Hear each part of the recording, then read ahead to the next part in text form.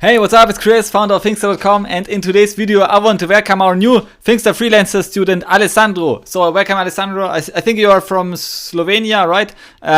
Great to have you on board, and I think it's a good opportunity for you to start freelancing and like start fishing in the international markets, because it's just so attractive these days. There are so many opportunities today to create value as a freelance developer and to actually sell a slice of your time to different companies that are interested in this. So what are companies interested these days? So in these like small welcome videos, I try to give our freelancers who are just starting out some ideas, how to get started as a freelance developer and how to position themselves in the marketplace. So what are some attractive niches that you can dominate as a like one person freelance coder. And one of those very attractive niches I think I just found is chatbot development. So I think this niche is still open for very clear expert positioning. So this guy Nazar H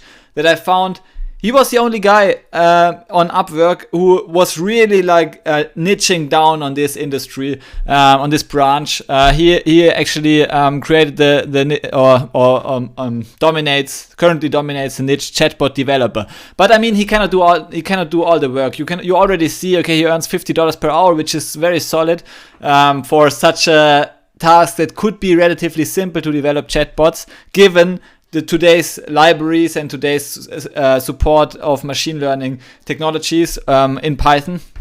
And I mean, if you, of course, everything is much simpler if you niche down. If you do only chatbot development for a year or two, then of course you will be you will be very good in this one subfield, much better than most of the coders who do chatbot development only as one task among many. So for example, if you also take other tasks like develop machine learning prediction models, create some data visualizations, do some data wrangling or data cleaning and so on. So if you do all those tasks, then you have a very broad education, I would say, which is also helpful, but you don't have this very, very specific skill set that makes freelance development very, very profitable over time, because you are just so focused, so niche down that you can solve those tasks in a few minutes.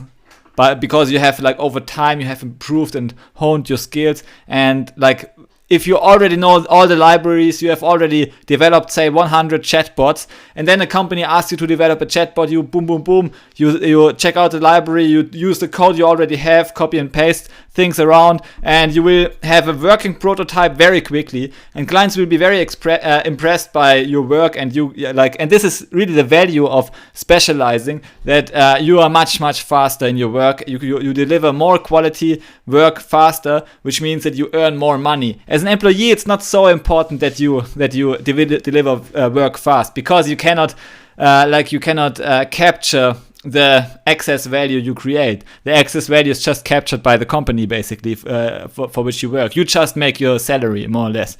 But as a freelance developer, you capture all the excess value you create. So if you specialize, you will create a lot of excess value and you will capture all of it. So therefore, it's a very good idea to niche down. Whether it's chatbot development or not, I want to give you some ideas on where you can niche down, how you can position yourself, and like how do these niches look like. And of course, this is only one of thousands, if not hundreds of thousands of small niches you can dominate. You can be the expert and like out of the box earn $50 per hour as the expert in the niche. Maybe the only guy who actually positions himself as the expert in the niche.